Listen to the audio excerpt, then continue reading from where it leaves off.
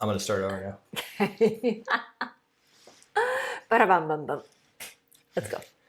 Hello, everybody. Welcome to Talk About House. I'm Todd. I'm Juana. Okay, so what we're going to do today is a little bit of myth busting and mind blowing. Okay. We are going to actually take something that you would consider conventional wisdom and flip it upside down. The conventional wisdom is that higher interest rates make home prices go down. We actually have statistical data that shows the correlations the other way. When interest rates go up, home prices go up. Mm-hmm. Okay.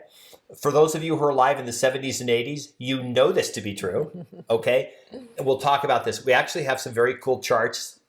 We're going to go through. It was an article, but it had the chart is actual data. This is actual data from Black Knight. They're a huge mortgage company in the U.S. Okay. So we'll start with the thing here from the, well, first of all, why is this counterintuitive? Like the crash bros were all out there going, bro, interest rates going to cause housing to crash. And now interest rates are the highest they've been almost in the last 15 years, but inventory is going down and home prices are going up. So why was their fallacy maybe potentially wrong? Ignorance. Okay. Ignorance. Okay. Ignorance. So look, very straightforward.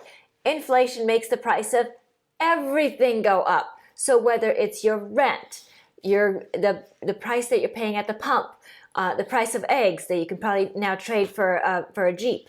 I think eggs have come back down. Okay. I think they're normal prices now. We have a friend who has 100 chickens, and he gave us like free eggs, and we were like, free eggs. Yeah, he drives a $250,000 sports car. I'll let you guess how he got that. Eggs. Eggs. Yes. He sold some chickens. Yes. Yeah. But look, the bottom line is inflation makes the price of everything go up. So that means that the price of houses also goes up, just like rent and everything else. What inflation does not make go up is your fixed month payment for your mortgage, because you've got a fixed interest rate on your mortgage. So those people are the winners when inflation hits. Anybody who has a fixed cost, like on their housing through their mortgage, those people are the winners. I did a video and I did it back during the Todd Miller TV days. I think it was 2009 or 10. And it was why is real estate a good hedge against inflation? Right. And it got a ton of views. People still watch it here and there because I go check it and see that people watch it. I'll bet you were wearing the pink shirt. No, I was not wearing the pink shirt. And I have to look again to see about that video. But anyway, could you imagine if you had gone back in time and bought a whole bunch of houses and just got loans on them, and your mortgage payment probably would have been $400 or $500 on all these super cheap houses, and you would be renting them for over $2,000 now. Right. You'd still have the mortgage. You'd still be paying $500 a month, but you'd be collecting $1,500 a month. You'd be collecting like 3 times more profit than you're paying out. Right. It would be pretty, and you could have probably grabbed like a ton of these. Like the idea that there are people out there, and we actually know people that are in this boat. They have 20 or 30 rentals, and they're literally collecting, over $1,000 a month on everyone, right. net above all their costs. Right.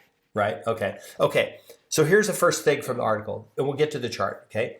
Higher home prices may be here to stay. There's been a lot of speculation, but little evidence about what higher rates tell us about home price appreciation. Our look at the historic evidence shows that sharply higher mortgage rates tend to slow home price appreciation and may weigh on housing market activity. But nominal home price appreciation does remain positive. And during these periods of sharp interest rate increases, we did have the acute housing supply. We did not have the acute housing supply shortage we have today, which could slow the deceleration of home price appreciation. In short, despite a sharp drop in affordability because of higher mortgage rates, home prices are unlikely to decline. Rather, affordability challenges are likely to persist. So what they're saying is, even without the acute housing shortage we have now, if we just looked historically, home prices are going up in times of higher mortgage rates. Right. And like you said, Juana, if eggs are more and electricity is more, home prices are more. And the conventional wisdom is, but if people are spending more on eggs and stuff, they have less to pay for the house, so home prices have to go down. No, why isn't the other way around? Why isn't because they have to pay more in their living expenses? That means they have less money to spend on these other things. Those prices should go down, right? Suppliers of those things should have to lower prices so they can be affordable for people. Right. I mean, look, inflation is a real thing. To kind of give you an example, here in Southern Nevada, 2 years ago, we were paying 10 cents a kilowatt hour for electricity. Right now, we're paying 14 cents a kilowatt hour for electricity, and we are about to have another 8% increase in about 10 days to our electricity. So inflation is a very real thing. So if you're looking at that, I mean, we've gone from 10 cents to we're going to go to almost 15 cents, right? That's for if you're not on the EV rate plan. Well, but the EV rate plan is... It's going from 6 to 6.4. 6 and 7 are the EV rate plan rates. Okay. 6 and 7. So... but they're going up. They were 4.5. I disagree with that number, but anyway. I'll go pull it up. But the point is that the electricity has gone up by 50% in the last couple of years. More homes have not gone up by 50%. Rents have not gone up by 50%, but other things are going up substantially, and this is all part of inflation. Yes, it's absolutely part of inflation. It's going to keep going up. Here it is. This is, where is it? It's 9 cents. Okay. It's 9 cents. And that's the new rate. The new rate is 9 cents, and it goes up 8% come April 1st. This is the April 1st rate. Okay. This is the new rate. It's 9 cents. It's 14 cents if you're not on the EV rate plan. Okay. It's 9 cents. We get like a 33% discount for having an electric vehicle. And we pay less than everybody else. To give you an example of how little that is, how much do you think it costs to fill up a car? Depends on how many gallons, but let's just say it's got 15 gallons. Okay. And so to fill up 15 gallons is going to cost $50. How much to fully charge an EV at home? With a 300-mile range? About $7. About $6. Yeah. Yeah. Isn't that crazy? Mm-hmm. Okay. So we're going to switch topics now. We're not going to talk about that. Okay. Here's the next quote, and then we'll show you this chart. The chart actually has statistical data showing that home prices go up during times of higher mortgage rates. Okay. Okay. So why do we expect home price appreciation to remain robust in the face of such affordability challenges? Because higher mortgage rates and higher interest rates more generally have historically been associated with periods of stronger economic growth, higher inflation, lower unemployment, and stronger wage growth. And the casualty goes both ways. The Federal Reserve has historically raised interest rates when inflation or growth is higher than desired. So higher inflation, stronger economic growth, lower unemployment, stronger wage growth have been associated with high home price appreciation. So it's not that the mortgage rates are affecting home prices. They're reacting with the whole economy. Wages, whether it's unemployment or energy costs or general inflation are going up. So these are going up too. Mm-hmm. Agreed. It's causal. I mean, it's reactive. It's not causal. Right. Right. Yeah. Okay. Right. So here's the chart. Black Knight went, and they used the U.S. Bureau of Economics data. They grabbed their data. And you see all these charts. They put a dot for every time every month the inflation rate was measured, and then the annual home price appreciation, and then they correlated that with the inflation rates. And look what we have here. We have a positive correlation of 0.35. A zero correlation means it's what in economics terms called perfectly uncorrelated, meaning there's zero proof that that metric affects anything. There's zero proof, right? A negative correlation would mean it negatively affects it. So if an increase in mortgage rates would cause a decrease in home prices, they're negatively correlated. This correlation is effectively the correlation you were all told to believe by the housing crash bros, right? And their little mafia, that was going to cause the housing market to crash, because these were they said perfectly uncorrelated, because a 100% rise would cause your home payment to go up 50%. So home prices would have to fall 50%. And guess what? They were wrong. Actually, they weren't wrong. They were on the wrong side of the whole equation. So it's a positive correlation. Now, one is perfectly correlated, meaning is that a change in one is a perfect change in the other. Now, this statistically is a 0.35 correlation is not super substantial, but it does show the trend. It does actually show that it's not negatively correlated, which is what you said. Right. Right? Yeah. So the fact that interest rates are going up does not negatively impact the price of houses. Okay. That's really the bottom line. And our EV rates have gone up. When we first got our Teslas like 4 years ago, it was 4.5 cents a kilowatt. I actually told somebody it cost me $3 to charge up my Tesla at home, put 300 miles range on it, and they didn't believe me. And I was like, no, you don't understand. I pay $3 to put 300 miles, like $1 for every 100 miles of range. And they're like, there's no way that's possible. I was like, yeah, it's totally possible. Okay, so we just showed you the chart. The chart doesn't lie, okay? Here's the last quote from the slide, okay? Moreover, even if homeownership costs for new homeowners are initially higher than rental costs, which is the case right now, most people, prospective homeowners might buy anyway because the inflation changes the math. Potential home buyers see the mortgage payment they would lock in today as more attractive than future rental payments, which include rent increases. Investors are also willing to pay more as they can expect higher rental income and lock in their financing costs. I saw somebody on Facebook today basically stating that some guy who was buying a multi-unit place was ridiculous in buying it at a 5% cap rate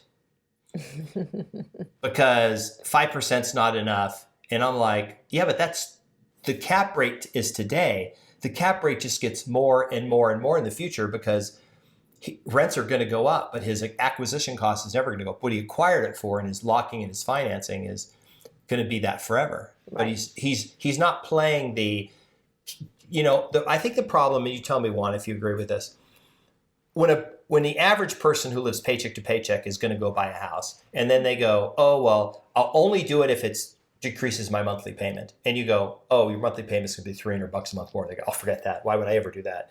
And then 3 months later, you go back to him and go, hey, how's it going? You go, oh, my rent's up $400. I go, dude, if you'd bought a house, it'd be less. Plus you'd have paid it down the loan sum. You'd have all this equity, and you'd have a tax write-off. Now you're screwed. You can buy the same house as $50,000 more, right? And it's look, kind of going back to the investor whose cap rate is 5%. Yeah, his cap rate is 5% today, but two things to be kept in mind just right off the bat. One, rents tend to increase, not decrease, and two, he will have the opportunity to refinance at some point and decrease his cost.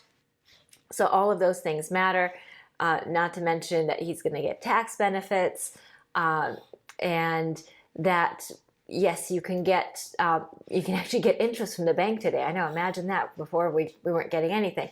Now you can get a little bit of interest from the bank, or you can buy a T-bill and get a little bit of return, but those are going to fluctuate over time, and they're likely to go down when interest rates go down again, but his cap rate is only going to get better over time.